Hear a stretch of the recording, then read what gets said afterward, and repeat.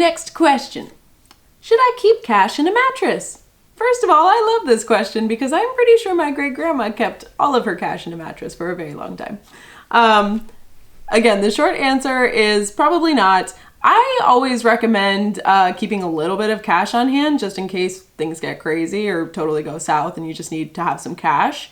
I personally would not recommend taking all of the cash in your checkings account and keeping it on hand. One, you could get robbed and that would suck. Two, the main reason why you would want to do that is if you think that the banks are not going to be good for your money. This economic downturn is kind of different from 2008 because the banks aren't really what's crashing. This is more of a shock to Mother Nature, and the banks aren't really in financial stress right now. So again, the very short answer is maybe keep a little bit of cash on hand. I definitely do, but I don't think you need to take everything out of your bank account right now. Next question. What is GDP? You've probably seen a lot about GDP in the news and in articles.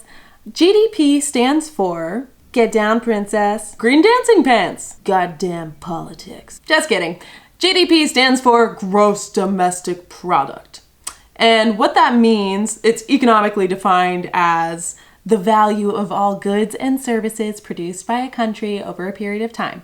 And what that really means is basically if the United States was a person, how much money did they make in a year or a quarter? So the reason that people watch GDP is because it's an indicator or something that shows us how healthy or not healthy the economy is. And if GDP is growing quarter over quarter, it's more this quarter than it was last quarter, that means the economy is growing and expanding and everything's healthy and good. If GDP is decreasing or contracting quarter after quarter, that is not a good sign. It means that the economy may not be healthy. So there are some definitions of a recession that use GDP to define it, and that is that there are two consecutive quarters, one quarter following the other, where GDP is contracting or getting lower, or that the economy is just taking a big crap. So that is what GDP is. That is how it relates to recessions. And now you can sound smart when you're talking about all this stuff to your friends, or if you just want to understand what people are talking about in the news. Next question. How does this compare to 2008? So I think a good way to start this question is by saying that every economic recession or downturn is different. Usually they're caused by different reasons, and how large of an impact they have is kind of varies on how hard it hits individuals. We're not technically in a recession right now because of what I mentioned earlier. The economy has been strong up until this point, and I think a key difference between 2008 and now obviously is the cause, which is that in 2008 there was this crazy financial stuff going on behind the scenes that regular people had no idea about, and it came as a total surprise. What's different about coronavirus is that it's more of an act of Mother Nature, and that's something that is called or referred to as an economic shock, something that was completely unexpected, but has affected markets as a whole. An earthquake or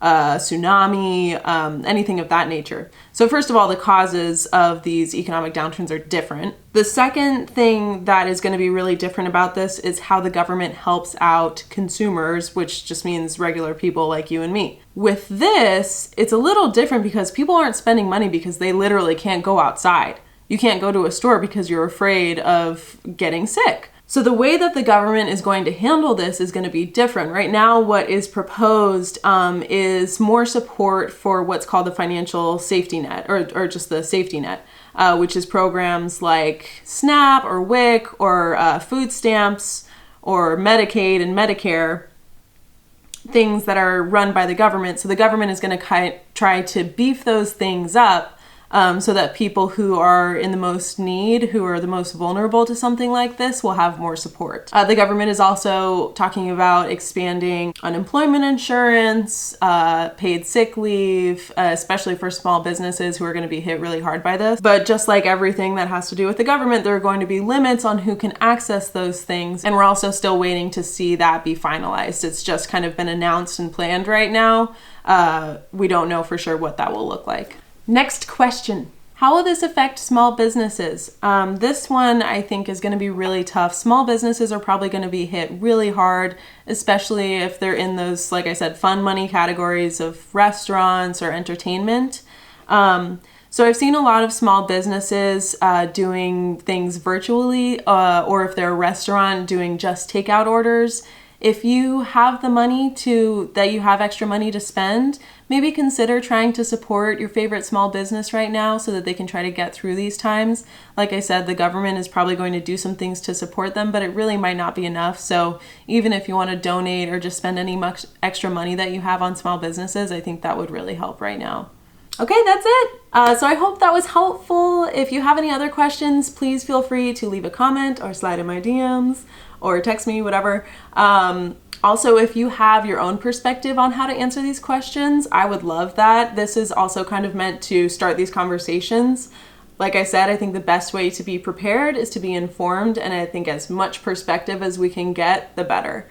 So if you liked it, give it a like, give me a subscribe, and keep your eye out for more videos in the future.